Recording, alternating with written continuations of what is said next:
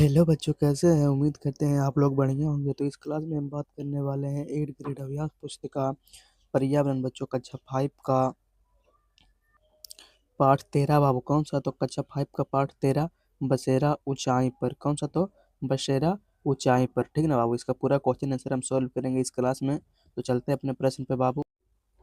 तो अब हम देखेंगे बाबू वस्तुनिष्ठ प्रश्न। वस्तुनिष्ठ प्रश्न प्रश्न 1.1 कह रहा है सही विकल्प चुनकर लिखे बाबू। सही विकल्प को चुनकर लिखने बोल रहा है वो। तो प्रश्न ओ है। प्रश्न ओ कह रहा है किसी व्यक्ति को ठंडे स्थान पर जाना है, उसके पास सामान ज्यादा भारी हो गया है, आप उसे किससे बनी स्वेटर ले जाने की सलाह देंगे बाबू। किससे बना स्वेटर ले जाने की सलाह देंगे बाबू? तो पासमीना ऊन की, जो कि आपके ऑप्शन दूसरा है बाबू। पासमीना ऊन की स्वेटर ले जाने की सलाह हम देंगे बाबू हम लोग। ठीक है ना? उसके बाद है प्रश्न बो। प्रश्न बो कह रहा है चांगपा चांगपा के लोगों द्वारा बनाए जाने वाले टेटो को कहते हैं बाबू। टेटो को क्या कहते हैं बाबू? तो रोबो। ठीक है ना? रेबो बाबू कहते हैं। ठीक ना? जो कि आपके ऑप्शन तीसरा हो जाएगा। प्रश्न तीसरा सही ऑप्शन है बाबू। चलते इसी प्रकार अगले प्रश्न पे। अगला प्रश्न है बाबू प्रश्न 100। प्रश्न 100 कह रहा है आपको पहाड़ पर एक टेंट में 2 दिन अकेले रहना हो तो आप कौन से समूह की वस्तुएं बाबू अपने साथ लेकर जाएंगे? कौन से समूह की वस्तुएं अपने साथ लेकर जाएंगे बाबू? तो स्लीपिंग बैग, गर्म कपड़े और सूखा खाना बाबू, जो कि आपके ऑप्शन डी में है बाबू। ठीक है ना? ऑप्शन 4 में बाबू स्लीपिंग बैग, गर्म कपड़े और सूखा खाना बाबू, यही हम अपने साथ लेकर जाएंगे बाबू अगर हमको पहाड़ों पे रहना पड़े 2 दिन के लिए। ठीक है? टेंट में। तो इसी प्रकार चलते हैं अगले प्रश्न पे। प्रश्न नंबर 2 कह रहा है बाबू। प्रश्न नंबर 2 कह रहा है श्रीनगर का एक परिवार डल लेकर लेक से मछली पकड़ता है बाबू। डल लेक से मछली पकड़ता है बाबू। उसके बाद बोल रहा है पानी में उगने वाली सब्जियों लगाता हुआ खाता है, साथ ही कमल के फूल टूरिस्ट को बेचता है। यह परिवार किस प्रकार के घर में रहता होगा बाबू? किस प्रकार के घर में रहता होगा बाबू? तो आपका ऑप्शन दूसरा हो जाएगा बाबू डोंगा। कौन सा? तो ढोंगा बाबू। ठीक ना? इसी प्रकार चलते हैं अब अगले प्रश्न। अगला प्रश्न हमारा कह रहे बाबू रिक्त स्थान को भरिए। रिक्त स्थान को भरने बोल रहे बाबू, तो इसको हम ऊपर कर लेते हैं। तो प्रश्न पहला कह रहे बाबू लोह की घरों की दीवार पत्थरों से बनी होती है और चूने से पुताई की होती है बाबू। ठीक ना? पहला प्रश्न बोल रहा है लोह की घरों की दीवार बाबू पत्थरों से बनी होती है। ठीक ना? पत्थरों से बनी होती है और चूने से पुताई की होती है बाबू। चूने से पुताई की होती है। ठीक ना? उसके बाद दूसरा प्रश्न बोल रहा है तापमान को लिखते हैं बाबू। किस में लिखते हैं बाबू? तो सेल्सियस में। तापमान को सेल्सियस में लिखते हैं। ठीक ना बाबू? तो अगला प्रश्न बोल रहा है रेबो टेंटो को याक के बालों से बुनकर तैयार करते हैं। किसके बालों से? तो बाबू याक के बालों से। ठीक ना? उसी प्रकार अगला प्रश्न बोल रहा है चांगपा के लोग व्यवसाय के लिए भेड़ व बकरियों पालन करते हैं बाबू। भेड़ और बकरी का पालन करते हैं बाबू चांगपा के लोग। ठीक ना? व्यवसाय के लिए। तो इसी प्रकार अगला प्रश्न बोल रहा है श्रीनगर में आए पर्यटक हाउस बोट में आकर रुकते हैं बाबू। कहाँ रुकते हैं पर्यटक बाबू? तो हाउस बोट में रुकते हैं। ठीक ना बाबू? तो इसी प्रकार चलते हैं अब अगले प्रश्न पे।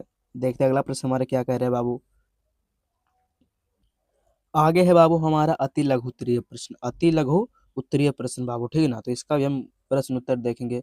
तो प्रश्न दूसरा का है बाबू। प्रश्न कह रहा है पहाड़ी क्षेत्रों के घरों में लकड़ी के फर्श क्यों बनाए जाते हैं बाबू? क्यों बनाए जाते हैं बाबू? तो आपको उत्तर में लिखना है ठंड से बचने के लिए। क्यों बनाए जाते हैं? तो ठंड से बचने के लिए बाबू। ठीक है ना? इसी प्रकार प्रश्न तीसरा बोल रहा है लौह कैसा इलाका है बाबू? लौह कैसा इलाका है बाबू? तो उत्तर हो जाएगा बाबू लौह लौह एक ठंड और शुष्क रेगिस्तानी इलाका है बाबू। कैसा? तो शुष्क। ठीक है ना बाबू? तो इसी प्रकार अगले प्रश्न पे चलते हैं। अगला प्रश्न चौथा हमारा। चौथा प्रश्न बोल रहा है चांगपा चांगपा लोग एक जगह पर नहीं रहते हैं, क्यों? चांगपा लोग एक जगह पे क्यों नहीं रहते हैं बाबू? तो आपको उत्तर में लिखना है रोजी रोटी की तलाश में वो लोग घूमते रहते हैं। रोजी रोटी की तलाश में बाबू वो लोग घूमते रहते हैं। ठीक ना बाबू? तो इसी प्रकार चलते हैं अब अगले प्रश्न पे। अगला देखते हैं आगे हमारे क्या प्रश्न कह रहे हैं बाबू। तो आगे है बाबू हमारा लघु उत्तरीय प्रश्न। लघु उत्तरीय प्रश्न बाबू। लघु उत्तरीय प्रश्न प्रश्न पांचवा कह रहा है बाबू। प्रश्न पांचवा क्या कह रहा है देखते हैं। कह रहा है चांगपा के लोग जानवरों पर किस प्रकार निर्भर रहते हैं बाबू? किस प्रकार निर्भर रहते हैं बाबू? तो उत्तर में लिखना है चांगपा लोग जानवरों के मांस, दूध, अंडे और भेड़ बकरियों के ऊन पर निर्भर रहते हैं बाबू। ठीक है ना? कहाँ का निर्भर रहते हैं बाबू? तो जानवरों के मांस, दूध, अंडे, भेड़ बकरियों के ऊन पर निर्भर रहते हैं बाबू। तो इसी प्रकार अगला प्रश्न हमारा देखते हैं क्या कह रहा है। अगला प्रश्न कह रहा है बाबू पहाड़ी व ठंडे क्षेत्रों में रहने वाले पशुओं के शरीर पर घने व लंबे बाल क्यों होते हैं बाबू? घने व लंबे बाल क्यों होते हैं बाबू? तो आपको उत्तर में लिखना है पहाड़ी क्षेत्रों में रहने वाले पशुओं के घने व लंबे बाल उन्हें ठंड से बचाने में मदद करती है बाबू। क्या करते हैं तो बाबू, ठंड से बचाने के लिए मदद करते हैं बाबू, ठीक ना। तो अगला प्रश्न बाबू, प्रश्न नंबर 7। प्रश्न नंबर 7 क्या कह रहा है बाबू, ताशी के इलाके के लोग सर्दियों में घर की किस मंजिल पर रहते थे और क्यों बाबू। बोल रहा है ताशी के इलाके के लोग सर्दियों में घर किस मंजिल पर रहते थे और क्यों बाबू। तो आपको उत्तर में लिखना है, ताशी के इलाके में लोग घर की निचली मंजिल पर रहते थे क्योंकि वहाँ ठंड कमी लगती थी बाबू, ठंड कम लगती थी बाबू, ठीक ना। तो इसी प्रकार चलते अगले प्रश्न पे। अगला प्रश्न कह रहा है, प्रश्न नंबर 8 हमारा, वो प्रश्न नंबर 8 कह रहा है, श्रीनगर में किस प्रकार के घर बनाए जाते हैं बाबू। श्रीनगर में किस प्रकार के घर बनाए जाते हैं बाबू। तो आपको उत्तर में लिखना है, श्रीनगर में हाउस बोट, डेंग डोंगे और लकड़ी के घर बनाए जाते हैं बाबू, ठीक है ना। हाउस बोट और डोंगे और लकड़ी के घर बनाए जाते हैं बाबू श्रीनगर में, ठीक है ना। तो इसी प्रकार चलते हैं बाबू। अब हमारा है बाबू दीर्घ उत्तरीय प्रश्न। कौन सा, तो दीर्घ उत्तरीय प्रश्न बाबू, इसको भी थोड़ा ऊपर कर लेते हैं।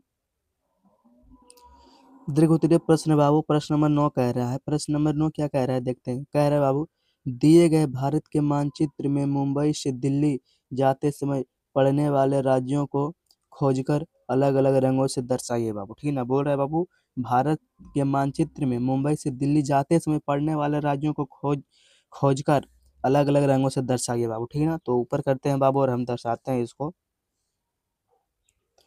तो बाबू पहले दिल्ली आता है, ठीक ना। उसके बाद राजस्थान, उसके बाद गुजरात बाबू, उसके बाद मुंबई बाबू, ठीक ना। तो अगर हमें दिल्ली से मुंबई जाना पड़े तो पहले हम राजस्थान आएंगे बाबू, ठीक ना। फिर राजस्थान से गुजरात, ठीक ना बाबू। फिर गुजरात से मुंबई बाबू, ठीक ना। तो इसी प्रकार आपको दर्शा लेना है अपने वर्क बुक में। तो चलते अगले प्रश्न पे। अगला प्रश्न देखते हैं वो भी क्या कह रहा है बाबू।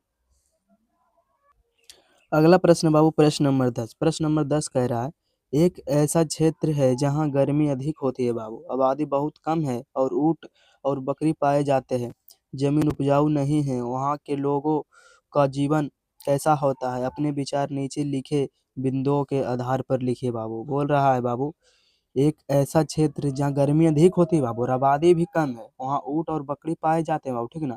और जमीन भी उपजाऊ नहीं है बाबू। उसके बाद कह रहा है वहाँ के लोगों का जीवन कैसा होता है, अपने विचार से लिखें बाबू। बोल रहा है वहाँ पे बिंदु दिया गया बाबू, तो आपको उत्तर में लिखना है, जैसे कि दिया गया बाबू, घर, भोजन, व्यवसाय और यातायात बाबू, ठीक ना।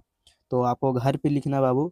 घर में लिखना है बाबू, मिट्टी पत्थर या टेंट वाले घर वहाँ होते हैं बाबू। कैसा कैसा घर होते हैं, तो मिट्टी पत्थर या टेंट वाले घर बाबू, ठीक है ना। उसके बाद भोजन में लिखना है दूध और जानवरों के मांस बाबू, ठीक है ना। व्यवसाय में लिखना है पशुपालन बाबू। और उसी प्रकार यातायात में लिखना है ऊँट गाड़ी, घोड़ा गाड़ी आदि बाबू, ठीक ना। तो इसी प्रकार अब हमारा प्रश्न खत्म होता है।